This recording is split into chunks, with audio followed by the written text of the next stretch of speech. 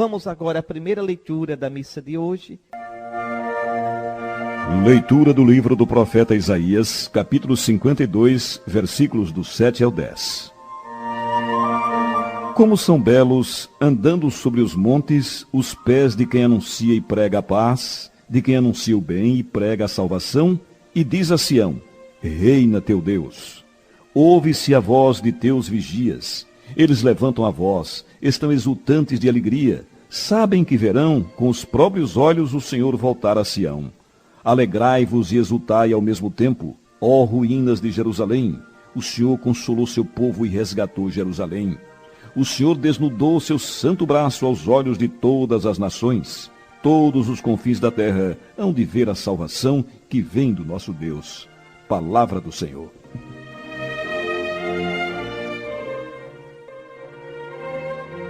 Graças a Deus. Está aí, meus irmãos, a primeira leitura deste dia santo, falando-nos do Messias. É ele que, saído do seio da Virgem, veio anunciar a paz, o shalom do perdão de Deus, a paz. Isto mesmo. Deus tinha prometido isso. A humanidade ferida, a humanidade cansada, precisa de um Salvador. Se você quiser ver um pouco isso, tome aí sua caneta, vá. Anote umas passagens que eu vou lhe dizer, para que você possa olhar na Sagrada Escritura o quanto a humanidade estava ferida, o quanto a humanidade precisava do Salvador que lhe trouxesse o perdão de Deus. Vou lhe dar 4 textos para que você possa meditar neste dia de Natal. Isaías, capítulo 9, versículos 5 a 6. João, capítulo 14, versículo 27.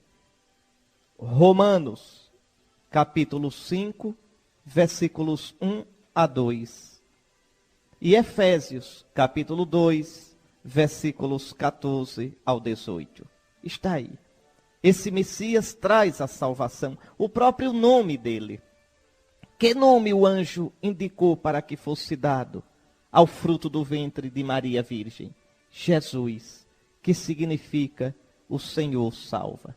Lá em Mateus capítulo 1, versículo 21, o anjo diz claramente a José: tu lhe darás o nome de Jesus, de Yeshu, ou Yeshua, porque ele salvará o seu povo dos seus pecados. É a sua missão, é a sua sina. Este menino vem para nos salvar. Mas observe aqui uma coisa. Olhe, vamos retomar um pouquinho a leitura. Ela fala de Jesus. Como são belos andando sobre os montes, os pés de quem anuncia e prega a paz. Não é uma paz qualquer, é o shalom de Deus. Ou seja, é a paz da humanidade, da criação com Deus. Essa paz acabou-se com o pecado. O pecado apartou o homem de Deus. O pecado feriu a criação. Pois como são belos esses pés benditos que agora vêm e anunciarão a paz à humanidade. Como é bendito esse filho de Maria, cujos pés caminharão nas estradas do mundo anunciando a paz de Deus. E não só anunciando, mas dando a paz com a sua morte de cruz. E olha agora, de quem anuncia o bem e prega a salvação, e diz a Sião: reina o teu Deus. Está aí. Esta é a pregação de Jesus. Como é que Jesus começa a pregação dele? Cumpriu-se o tempo. O reino de Deus chegou para vós. Está aí. Feliz aquele que prega a Sião.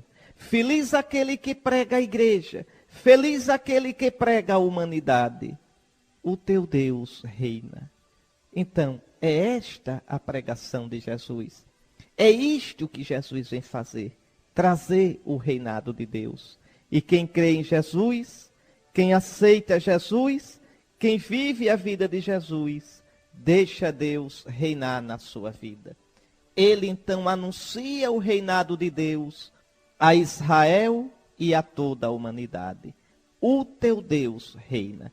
Pode conferir lá, Marcos, capítulo 1, versículos 14 a 15.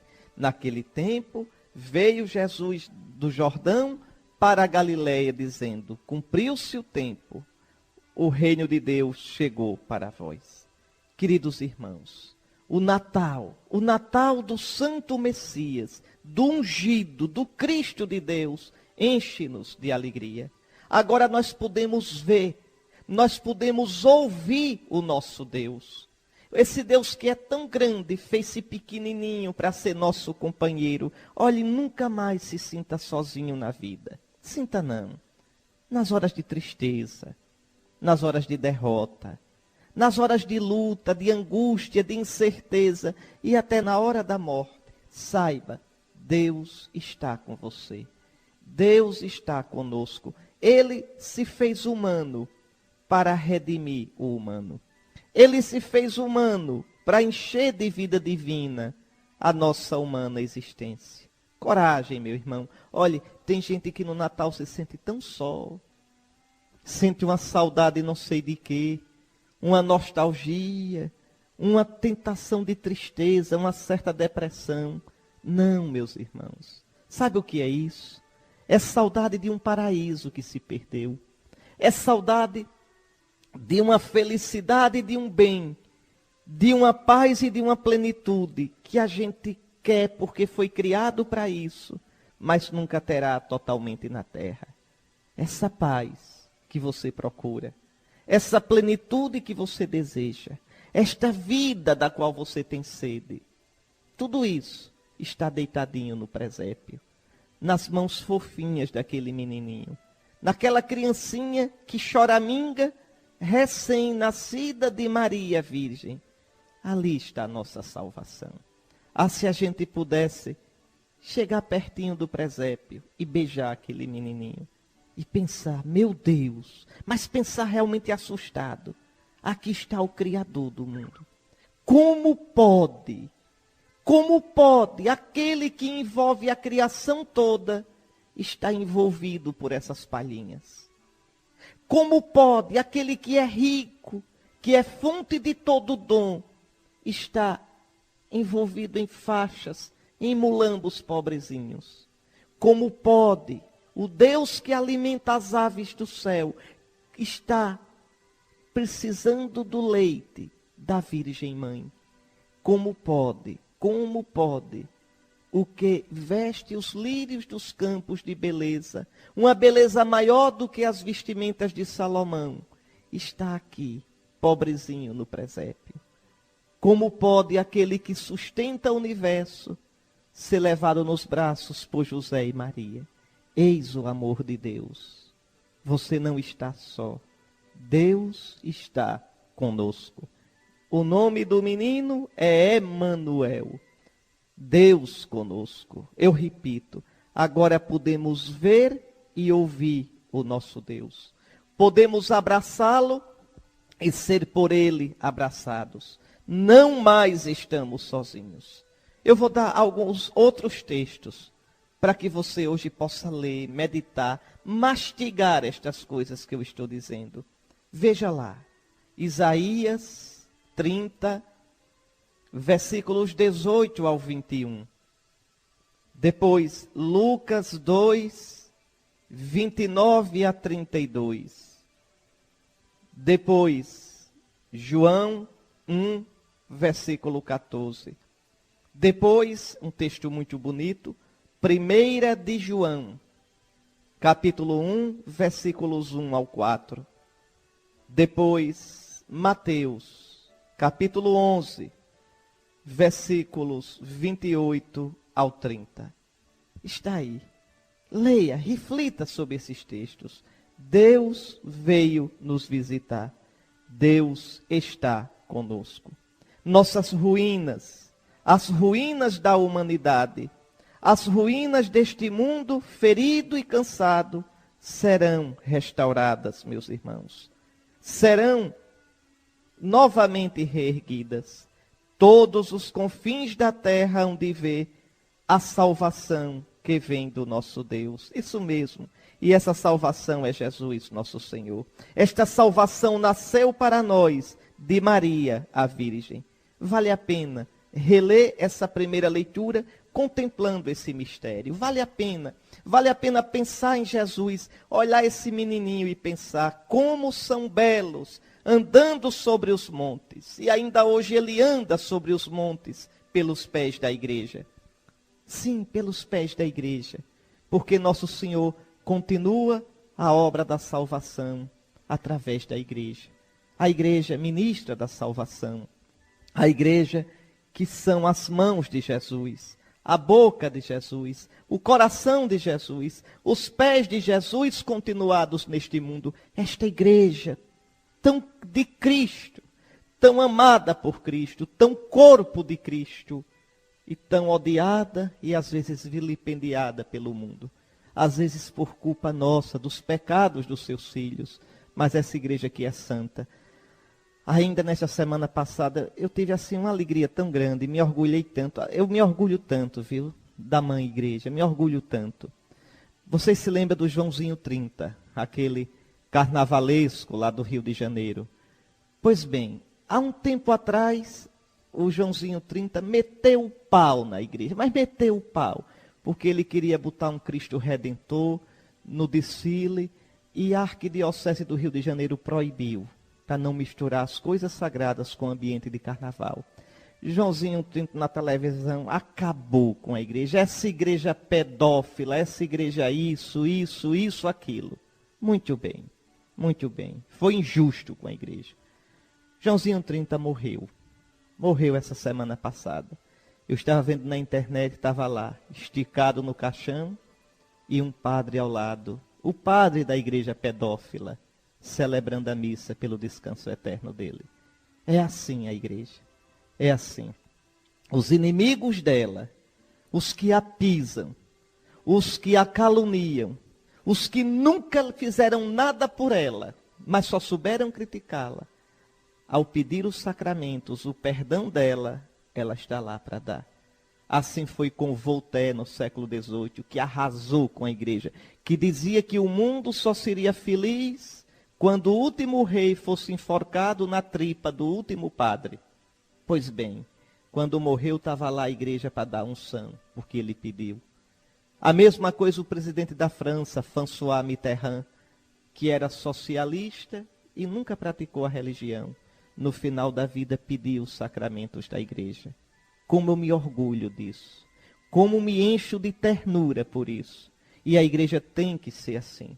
Nunca negar os meios salvíficos a quem pedir. Porque a igreja é ministra, esposa, corpo e continuadora daquele que hoje nasceu em Belém. Que vem trazer a paz. Que anuncia o bem e prega a salvação. E diz à humanidade: reina teu Deus. E a leitura diz ainda: ouve-se a voz de teus vigias. Eles levantam a voz, estão exultantes de alegria. Sabem que verão com os próprios olhos o Senhor voltar a Sião. Sim, o Senhor não está longe de nós. O homem pelo pecado se afastou de Deus, pois Deus se volta para nós, dando-nos o seu Filho. Alegrai-vos e exultai ao mesmo tempo, ó ruínas de Jerusalém. Se a sua vida está arruinada, se a sua vida está sem sentido, se você caiu feio, se você pecou, se você se sente frio de coração e longe de Deus, por favor, alegrai-vos e exultai, ó ruínas de Jerusalém. O Senhor consolou seu povo e resgatou Jerusalém. O Senhor desnudou seu santo braço, mostrou assim, a força do seu braço aos olhos de todas as nações. Todos os confins da terra hão de ver a salvação que vem do nosso Deus. E o susto é esse, é que a salvação vem num menininho, é que o poder do braço de Deus é um menininho que choraminga, que não pode nada.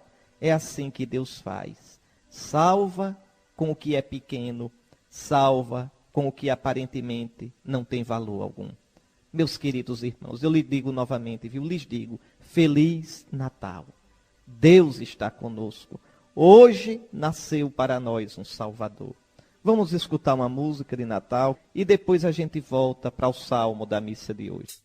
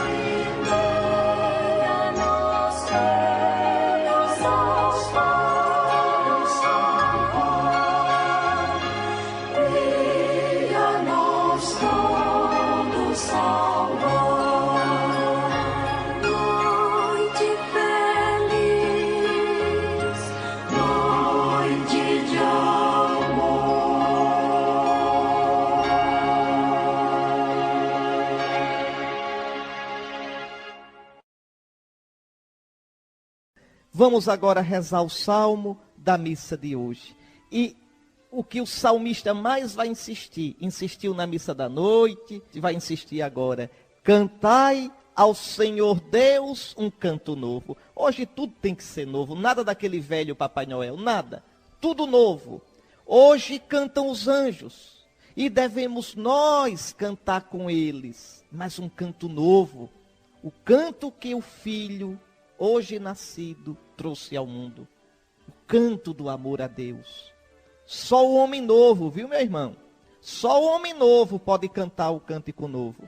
Santo Agostinho, bispo de Hipona, mas mais sabido do que eu, Santo Agostinho dizia assim, olhe, comentando esse salmo, porque o salmo hoje diz: cantai ao Senhor Deus um canto novo. Escute o que aquele bispo danado de sabido dizia: somos exortados a cantar ao Senhor um cântico novo.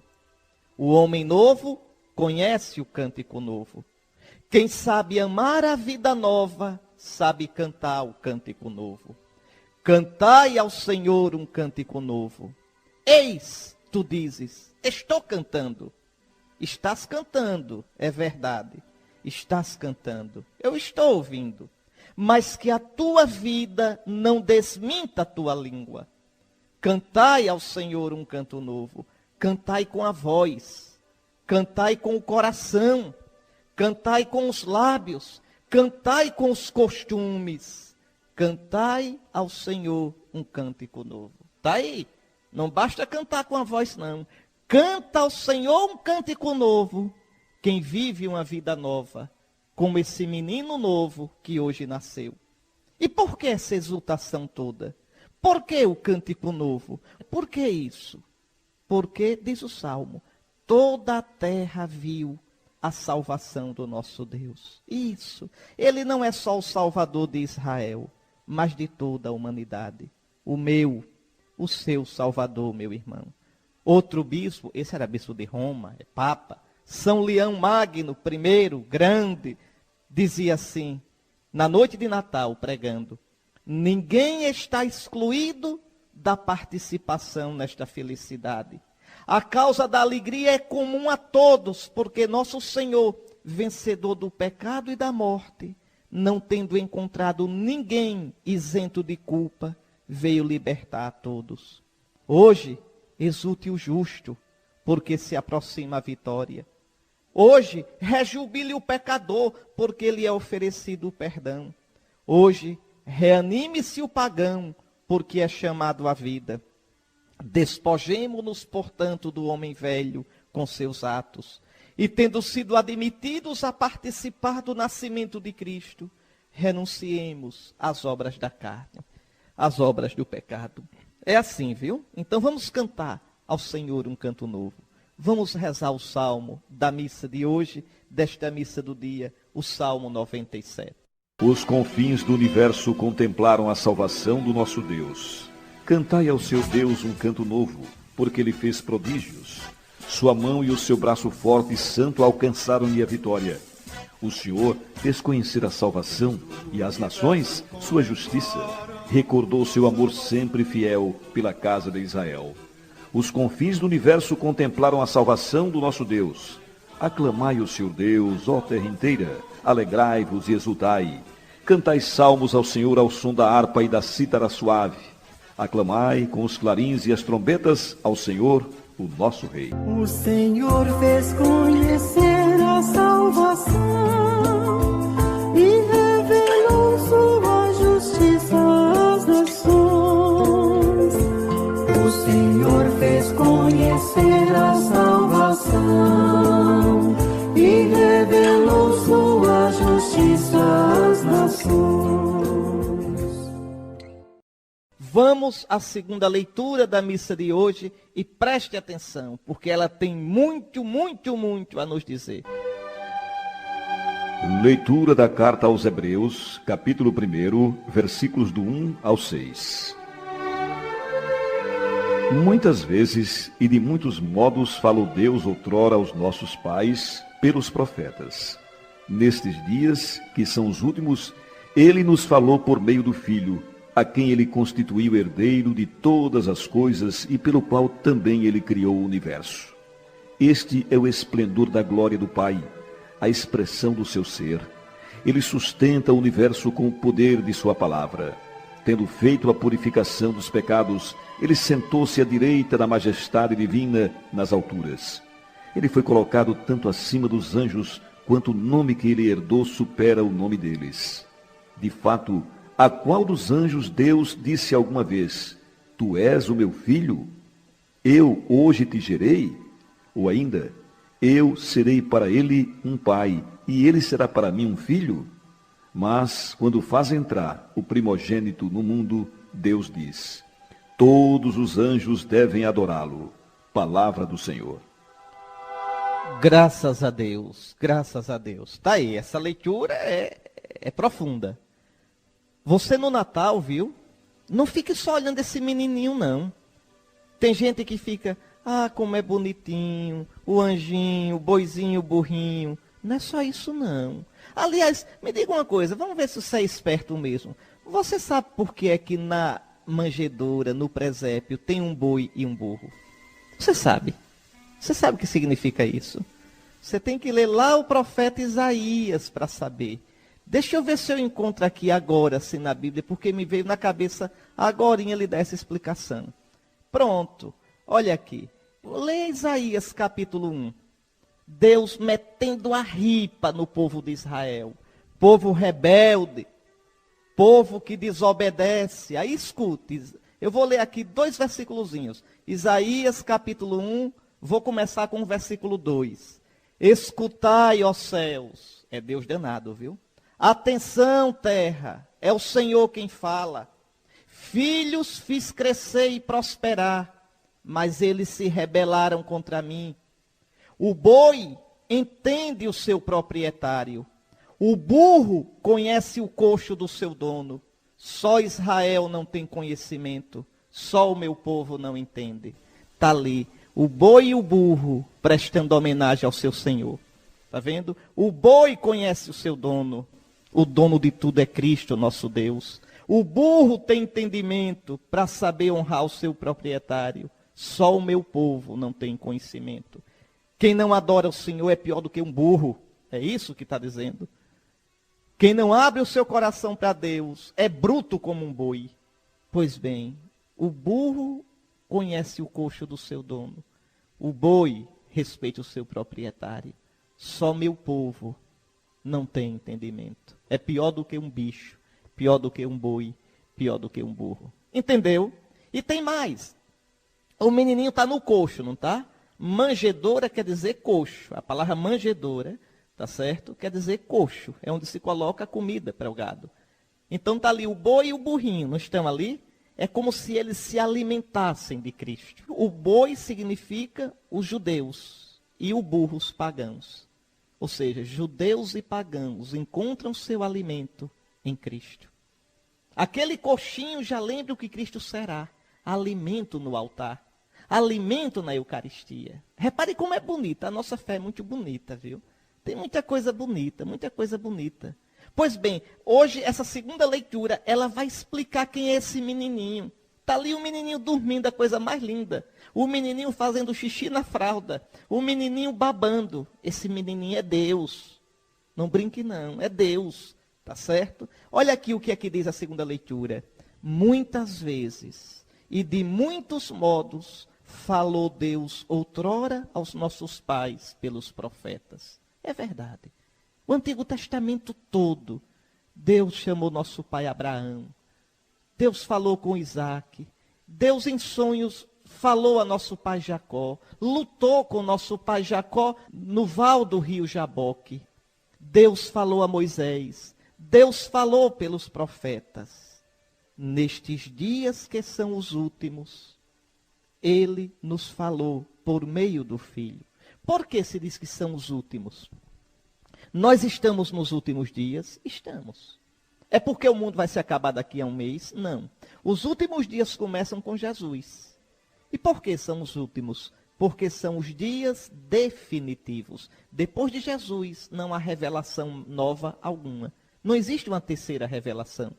Não existe. Jesus é a palavra do Pai. Com Jesus, o Pai não tem mais nada a dizer.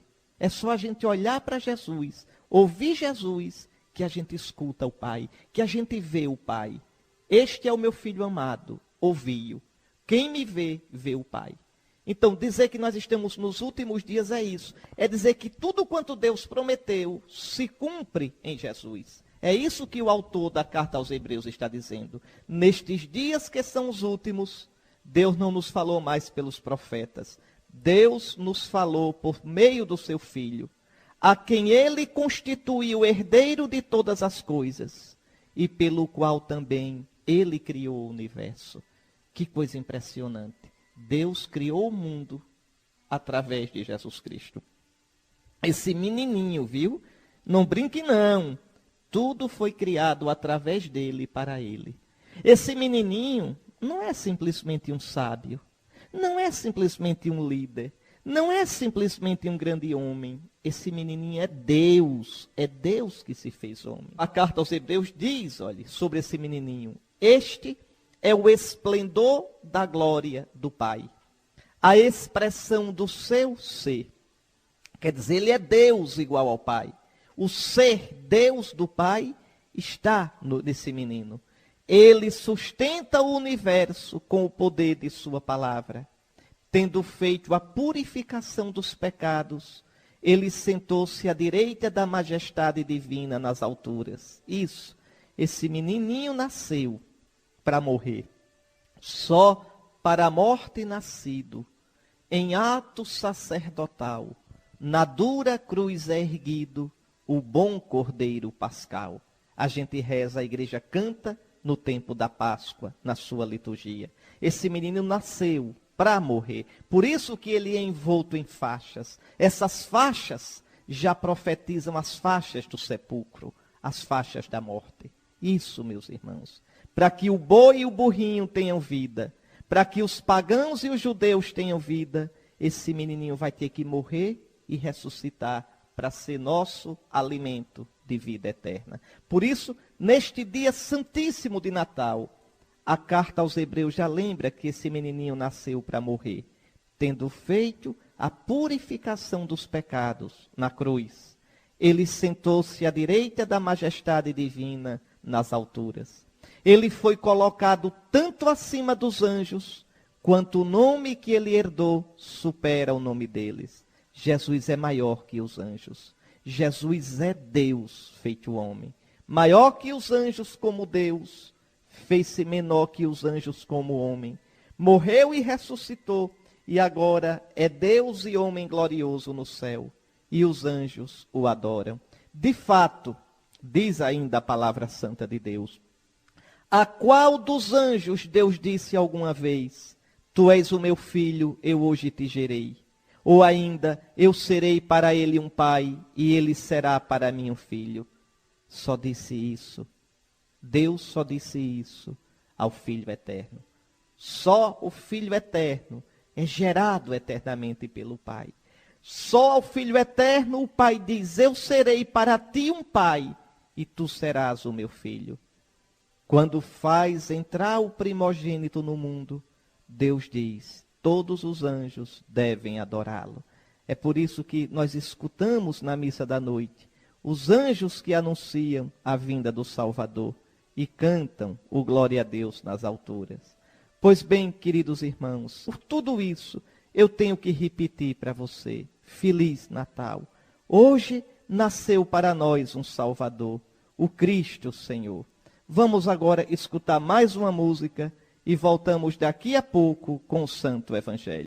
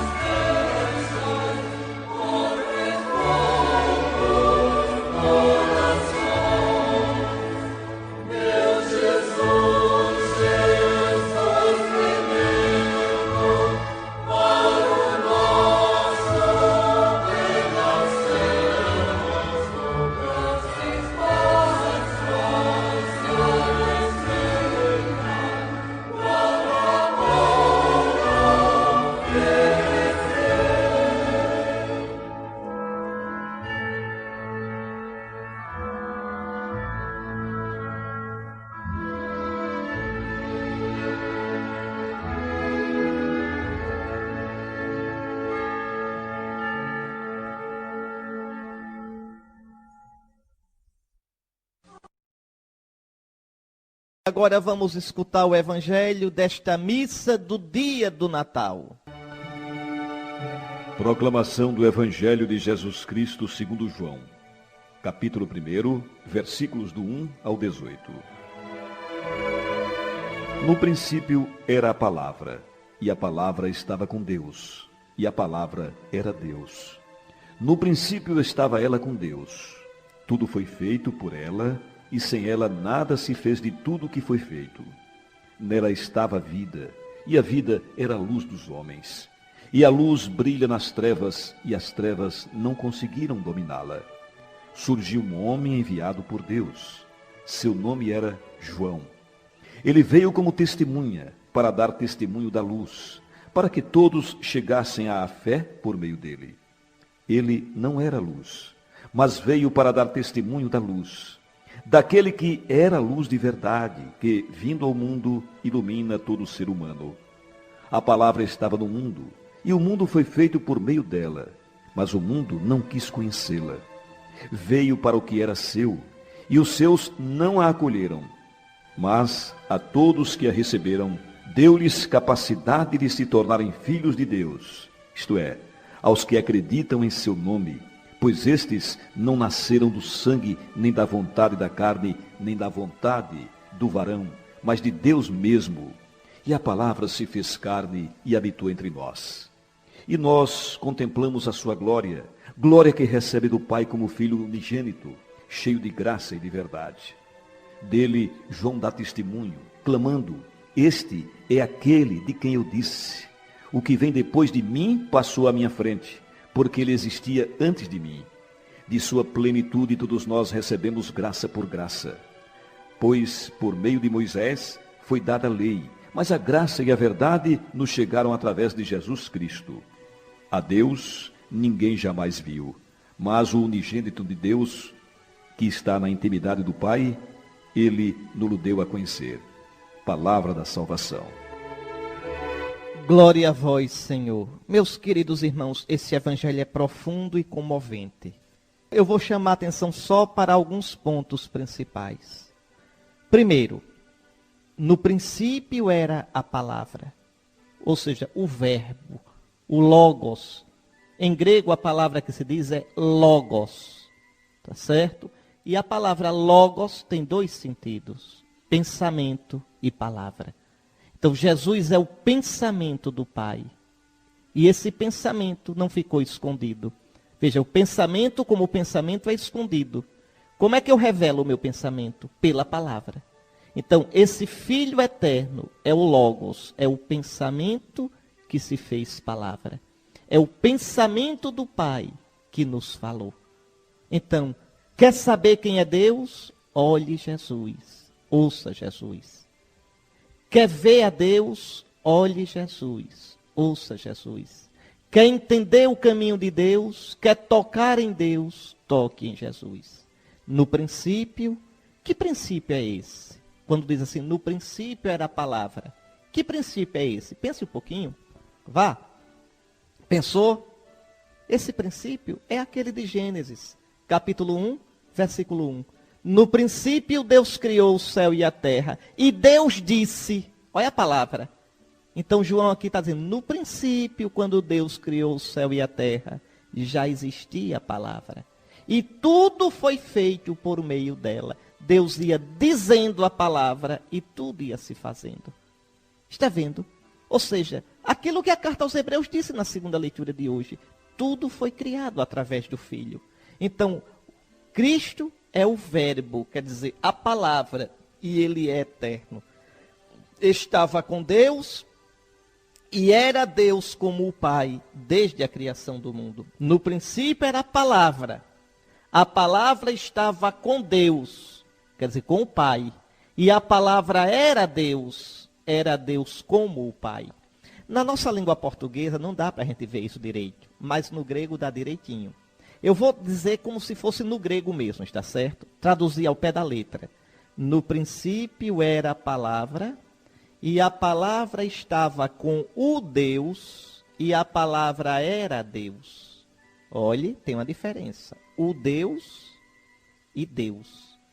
Então, vamos lá. No princípio era a palavra, e a palavra estava com o Deus. Quando São João escreve o Deus em grego, ele quer dizer o Pai. Então a palavra estava junto do Pai. A palavra é palavra do Pai. E a palavra era Deus. Quando João escreve Deus sem o U, sem artigo, Deus aí quer dizer a natureza divina. Então a palavra era Deus igual ao Pai. Está vendo?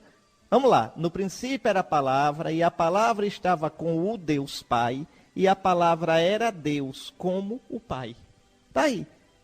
Era divina, igual ao Pai. É isso que o Evangelho está dizendo. Esse menininho danadinho dormindo na manjedoura é Deus. É Deus perfeito, é Deus santo. Esse menininho a gente adora. Jesus não é para ser admirado, não. Jesus é para ser crido, adorado, adorado. Tudo quanto existe foi criado através dele, e sem ele nada foi feito. É por isso que o mundo é bom. Tudo que existe é bom. Você pode dizer, mas senhor bispo, e esse desmantelo no mundo? E gente ruim que tem no mundo? E o capeta? Como é que é bom? Vou repetir, tudo é bom. É radicalmente bom, na raiz é bom. Agora, pode se perverter pelo mau uso da liberdade, como o diabo se perverteu e como os que o seguem se pervertem. Mas tudo foi criado bom, e ainda é na raiz bom, porque foi criado pelo Pai através do Filho. Nele e só nele está a vida verdadeira. João diz no versículo 4 hoje, nele está a vida. Você quer viver de verdade? Quer? Abrace Jesus. Busque os sacramentos de Jesus. Você quer viver uma vida que vale a pena? Uma vida de coração cheio? Uma vida que seja semente de eternidade? Não coloque sua vida, a ilusão de que vive porque tem amigos famosos, porque tem um título acadêmico, porque tem dinheiro, porque tem mais poder que os outros. Isso tudo se esfarela, isso tudo passa, meus irmãos, passa. Basta vir um AVC, basta um câncer de repente, severo, agressivo, basta uma morte repentina, basta, meus irmãos, de repente, uma doença degenerativa, basta uma calúnia, basta uma crise econômica para quebrar tudo. Oh, meu irmão, nisso não está a nossa vida. Essas coisas têm certo valor, mas não são a nossa vida. Nele, em Jesus nosso Senhor, está a nossa vida. Veja, depois outra coisa que esse evangelho de hoje diz. Ele, desde o princípio, está no mundo, com a sua mão que tudo dirige e orienta. Mas os homens, desde o princípio, não o acolheram, não o reconheceram. Que coisa, nesse dia tão bonito de Natal, uma marcazinha de sangue no evangelho de hoje. Nessa missa tão bonita do dia do Natal, o evangelho já fala da cruz. Veio para o que era seu, e os seus não o receberam. Vão matá-lo, vão crucificá-lo. Como Simeão vai dizer à Virgem Maria, este menino será sinal de contradição. Está aí. E você o acolhe ou o rejeita? E você o abraça ou o repele? Os que acolhem o Verbo tornam-se filhos de Deus, nascidos não segundo a carne, mas nascidos no batismo, na água do batismo, nascidos no Espírito Santo de Cristo ressuscitado, pela vontade de Deus. E aí João diz uma coisa impressionante. E o Verbo se fez carne. O que é isso? O que quer dizer carne? Deixa eu explicar, viu? O Verbo não se fez corpo somente, se fez carne. E qual é a diferença? Às vezes tem gente que pensa assim. Vamos ver se você pensa assim. Se pensar assim, hoje vai dispensar, porque está pensando errado. Pensar assim, olha. Jesus é Deus e homem, certo? Certo. E o que é homem, Jesus? Ah, senhor bispo, homem, Jesus é o corpo. Pronto. E a alma? Não, senhor bispo, Jesus tem o corpo de homem e dentro desse corpo está Deus. Está certo? Está não. Tá não, isso é um chocolate sonho de valsa.